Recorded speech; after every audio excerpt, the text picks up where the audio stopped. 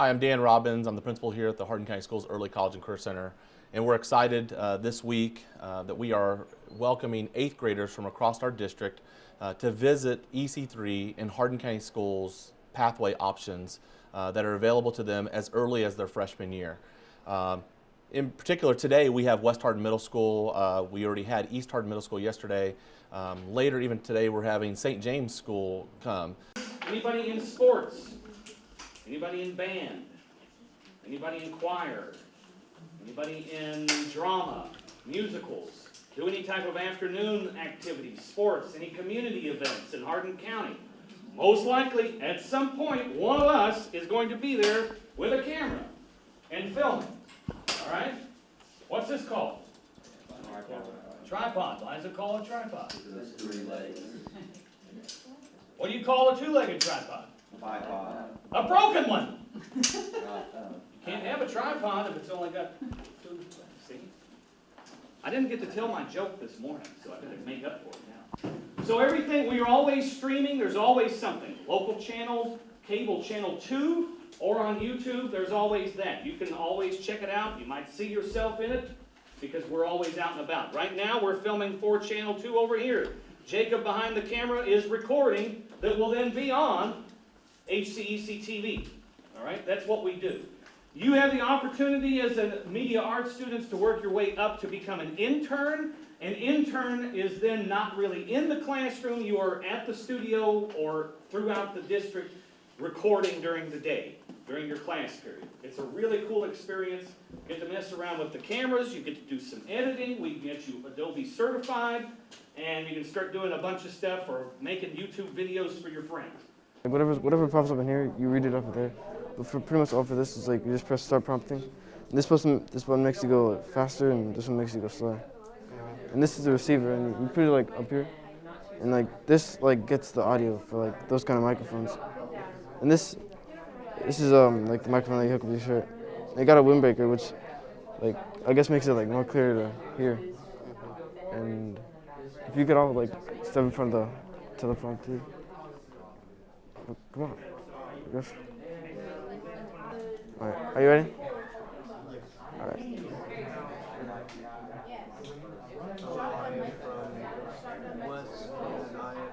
I am from West Middle School. I'm reading this off of a inside the media arts classroom. Today our school is taking a tour of EC3 and checking our pathways that are available. Teleprompter helps me to stay on track with what I am saying and how fast I'm going. What you want to do is try and get your person waist up with a little bit of headroom. You can zoom in for this, you can tilt for this. Really, it depends on the situation, what's easier, kind of how well you work, I guess. You just want to make sure the person you have the camera on is like in view, like usually Yeah. waist up. You don't want to get like below the waist. They don't need to see that, okay? You also want to make sure your person does not have backlight. So backlight is exactly what it says on the tin. I don't know why I always phrase it like that, but it's literally just you have a bright light in the back of your person, making their front very dark, very like hard to see. And also the rest of the area around them will glow, which is kind of a bad shot. So you don't want that, but we don't have to worry about that here because we're faced against a wall. Usually you're going to have that problem when you're faced towards windows. Also, your thing fell off. You're going to have that problem when faced towards windows, towards LEDs. Speaking of LEDs, there's one right here, which I do not suggest turning on because it is very bright. You can also, this is called panning. Then you can unlock this little doohickey here. Very loud. Oh yeah, the mic is going to be very loud in some cases, but you can tilt, you can pan, you can try and get further in shot here. Also, if your person is moving, you want to have a good amount of leading room here in case, in the direction they're moving. So they're moving this way, you want to have all of the leading room here. If they're moving that way, you want to try and have the leading room over here. It all depends on where they're moving, how fast, stuff like that. Tripods are what we set up for cameras when we're using cameras. We call it a tripod because it has 3 legs. Her tripod is already fully set up with the camera. I'm just going to show you the process of setting it up, and then I'm going to let you set one up on your own just to see how it works. So basically, to let the legs down, all you have to do is unlatch these pieces and just let them go all the way down. Make sure you close them back though, because you don't want the legs to come back up when you put it on the ground. So now you just spread the legs out. Make sure it's leveled though, because when you're recording, you don't want it to be unleveled and the camera uneven. So, and the way that you make sure that the legs are leveled is you look at this green right here, and there's basically like an air bubble in it. If that air bubble is in the center of the circle, then that's how you know it's leveled. These screws right here you can unscrew it. This one is to bring it up and down. This one you can unscrew so that you'll be able to move it better. Like say if you're interviewing somebody and they're moving a lot, or recording somebody and you need to be able to follow them. So the type of camera I'm gonna put on here is this one. You see, her camera is kind of different. Her base is more of a rectangle and my base is more of a square. So how we put the base on here is basically this screw goes right here. So all you have to do is put this in this hole and screw it with this handle right here. You want to screw it tight enough to where it won't come off, but not too tight to where you can't take it off. So right here it says lock and free. Free means nothing's on here already, and if I do put this on here while I'm still on free, the camera's just gonna fall off. So when I put this on here and it snaps to lock, that's when the camera is secure and it won't come off. So this has been giving us a struggle all day, but I'm gonna see if it'll work. Okay, now it's on lock and the camera is secure and it won't come off. Now I'm gonna show you how the camera turns on. So basically you just open the screen right here, and it's dark, and that's because these are closed, and the way you open that is right here. So this camera you can use really for anything. So how you use this is to zoom in and out right here. So the way you zoom in is to go to the right, and to zoom out, there's the left. So I'll let y'all set up a tripod on your own. I'll let y'all do this one. This one is a bit heavier, and it's a bit of a struggle, but it's okay. So basically you just do the unlatches. Do you unlatch both? Yes, unlatch both. You can help her if you like. Now just make sure you close them back so the legs could be secure. See, you have to make sure you close them before they touch the ground, because you don't want the legs to come back up. Yeah, makes sense. Now you have to make sure the tripod is at leveled. How do I make sure it's level? See these legs?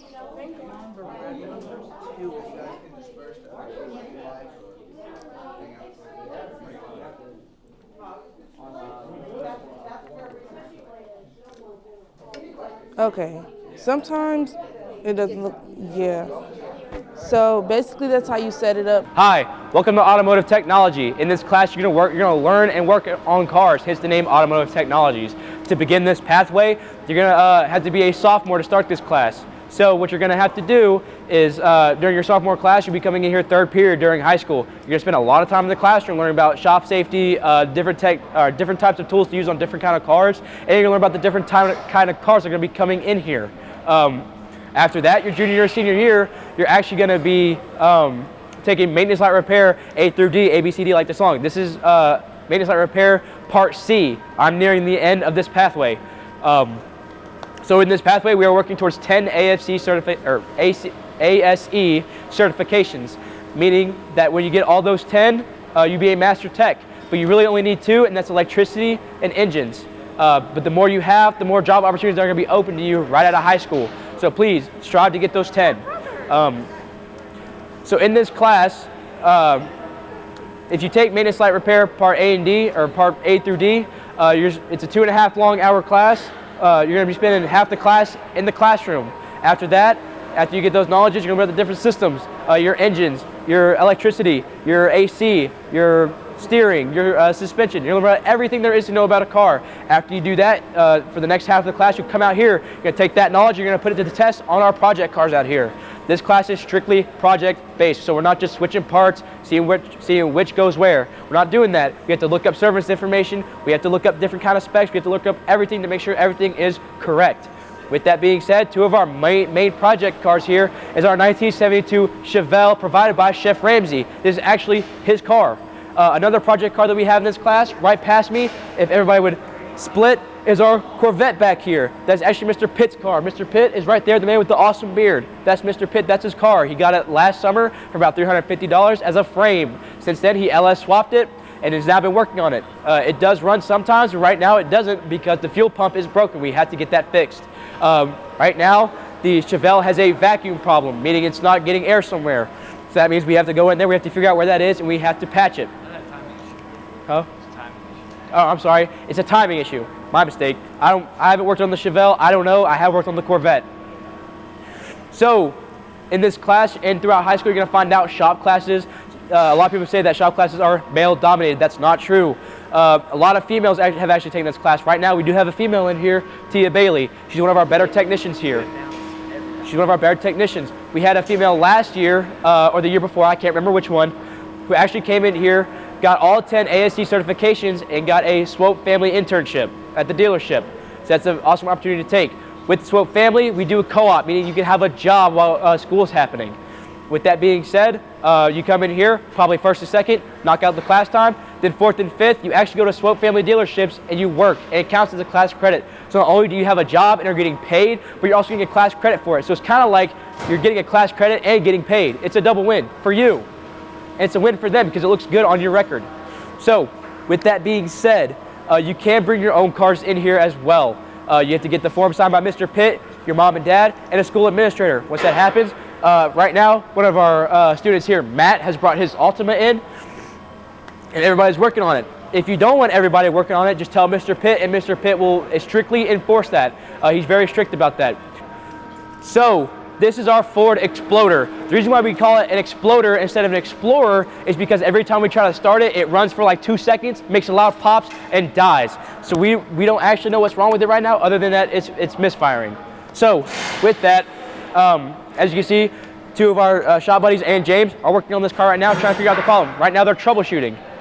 Are there any questions about our Ford Exploder? Any questions at all? Alrighty, if you'll come with me, I'll show you all the Chevy Impala. So this is Chef Ramsey's 1972 Chevelle. With this car, we took the engine out and the radiator. We rebuilt the engine, actually. We put it back in. As you can see, with the fresh, nice-looking parts, we have put new components in there.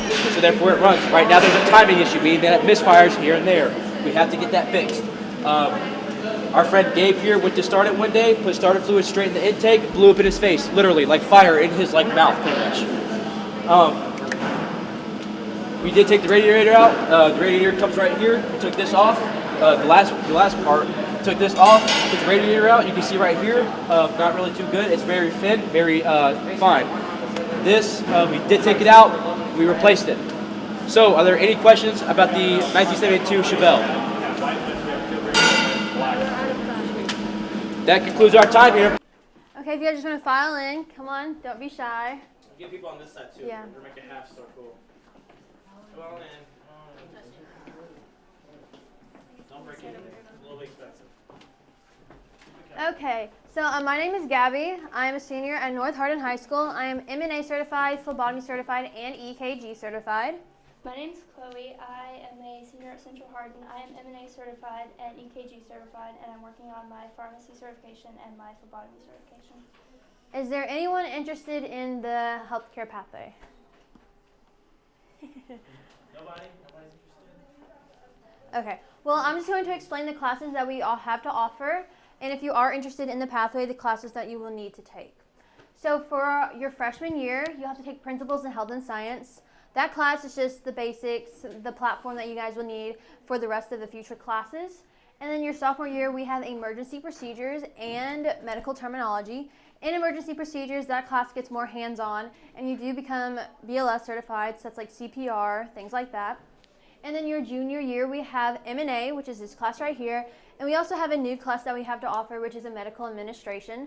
And then for your senior year, we have phlebotomy, EKG, and pharmacy. And then we also have classes that aren't certification classes, and we have advanced pre-nursing. In that class, you basically need to go to different doctor's offices and learn real-world situations. And then we have medical math, which I recommend that class taking it your senior year. That way you can earn your senior math credit. And that class is an easier alternative than most. And then if you're going to take pharmacy, don't take medical math because you're already learning it in pharmacy. And you also have to take anatomy to be a completer of your pathway. Yes, a completer. And then also, if you don't want to take like pharmacy and phlebotomy and EKG, you don't have to take them all. You can just pick the one that you want to take. Alright, so now we're going to walk around the M&A classroom. We're going to do a circle loop kind of hack on here. Right now they're doing bed making, transferring, they're doing all kinds of skills right now. Right now everything in this class is